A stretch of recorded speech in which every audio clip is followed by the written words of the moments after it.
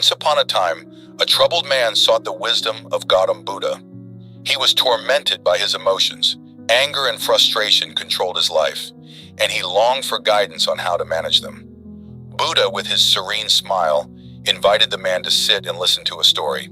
There was once a powerful king who ruled a prosperous land. One day he visited a neighboring kingdom, drawn by tales of its ruler's unmatched wisdom. Upon arrival, he was welcomed with great honor, and a grand feast was prepared in his name. The banquet hall was adorned with golden chandeliers, and the air was filled with the aroma of exquisite dishes. As the visiting king enjoyed his meal, he noticed a fly in his soup. Disgusted, he immediately pushed the bowl away and demanded a fresh one, his face contorted with irritation. Observing this, the wise king of the neighboring land calmly said, "Your Majesty, do not let a mere fly disturb your peace. It is insignificant." The visiting king scoffed. "Even something as small as a fly can ruin my mood. I cannot tolerate such things."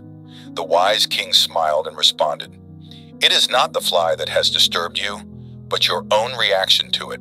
True power lies in mastering your emotions, not being ruled by them." The visiting king sat in thoughtful silence. That night he pondered the wise king's words. Could it be that his emotions were his greatest enemy? Upon returning to his kingdom, he resolved to cultivate self-control. He practiced patience, mindfulness, and reflection. Over time, he learned to respond rather than react, making wiser decisions and maintaining inner peace. Here is another story of a young man. In a distant part of the world, a young man named Michael struggled with the same affliction. Quick to anger, he often spoke harshly in the heat of the moment, damaging relationships and causing unnecessary strife. One day, after a heated argument with a friend, Michael realized the pattern of his behavior. He saw how his outbursts hurt the people he cared about.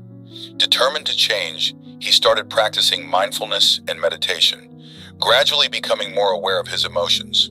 Whenever he felt anger rising, he paused, took deep breaths, and assessed the situation rationally before responding. Though the journey was difficult, perseverance led him to a newfound sense of control. As time passed, Michael's relationships flourished. His ability to remain calm in tense situations earned him admiration. One day, a distressed friend sought his counsel. Listening attentively, Michael provided comfort and wise words. His friend marveled at his composure, asking, "How do you always remain so calm?"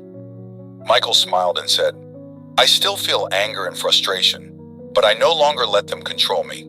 The key is not to suppress emotions, but to acknowledge them and respond with thoughtfulness." Both the king and Michael discovered a profound truth: the power of not reacting impulsively. Too often we allow emotions to dictate our actions, leading to regret and unnecessary conflict. While emotions are a natural part of being human, learning to manage them with awareness and wisdom grants us true freedom. It strengthens our relationships, enhances decision-making, and leads to a more fulfilling life. So, the wisdom from the teachings is, holding on to anger is like drinking poison and expecting the other person to die. He who controls his emotions is mightier than one who conquers 1,000 men in battle. Do not be led by your reactions, be led by your actions. Happiness is not ready-made. It comes from our own actions. The mind is like water. When turbulent, it is unclear. When calm, it reflects the truth. The moral of these stories is simple yet profound. We cannot always control external events, but we can control how we react to them.